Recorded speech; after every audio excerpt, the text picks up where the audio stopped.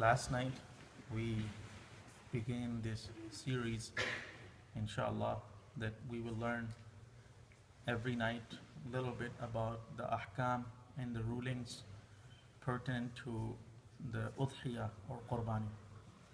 Last night we learned the basics who must offer the sacrifice on the days of Eid al-Adha.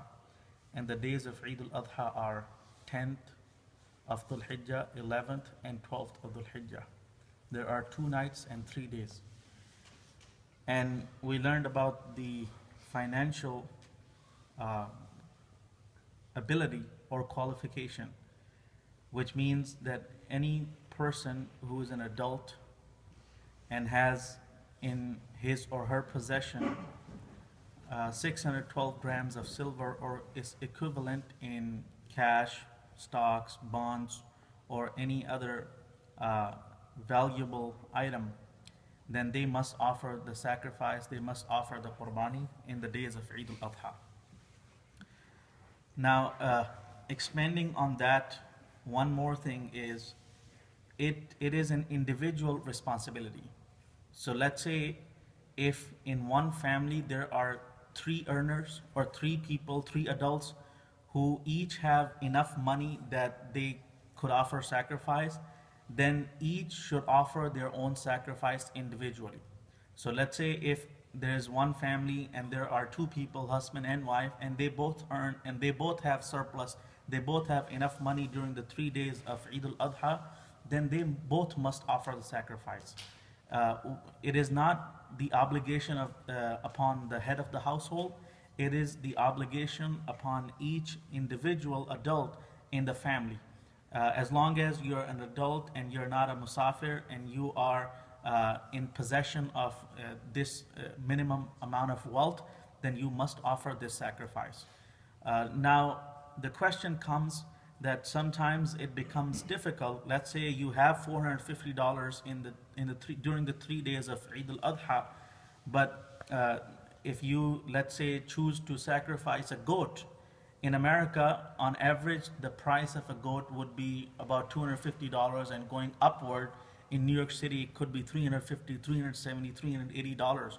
So basically, the money that you may have in surplus may all be consumed in sacrifice. So that really poses a hardship upon the individual or upon the family in many cases. So the answer to that is not to run away from the obligation, rather to find alternatives. One easier alternative is to, instead of sacrificing a whole goat or sheep on behalf of an individual, buy a share in a cow or in a camel. If there is a cow and the share in one cow costs $70, as opposed to buying a whole goat for $250 or $300, then that's a cheaper option, and you can go with that option, and that will basically fulfill your obligation, inshallah. And if even that seems to be too costly for you, you have some bills on your head at the end of the month, you have to pay for electricity or phone or other things, and you can't really spare even $300 or even $100, then there are even other options. You can go beyond your country. You can look for sacrifice options, let's say back home in India, Pakistan, or Africa, where I'm sure the sacrifice is much more cheaper. There are even places where you can buy the whole goat for like $50 or $60. And last year I learned that there in India you can even buy the whole cow for $30. So imagine dividing $30 on 7 people. That only costs you $5-6 per share. So you don't need to run away from the obligation of sacrifice. If you think you can't afford $250 for a goat or even $100 for a cow, then look for alternatives. There are organizations that offer sacrifice, and you can use your own local contacts as well. You can call back home and find out what are the prices over there. There's nothing wrong in offering your sacrifice in another place.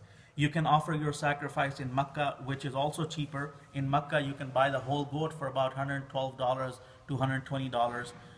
Or you can buy a share in a camel or in a cow in Mecca or Medina as well. So that's one alternative.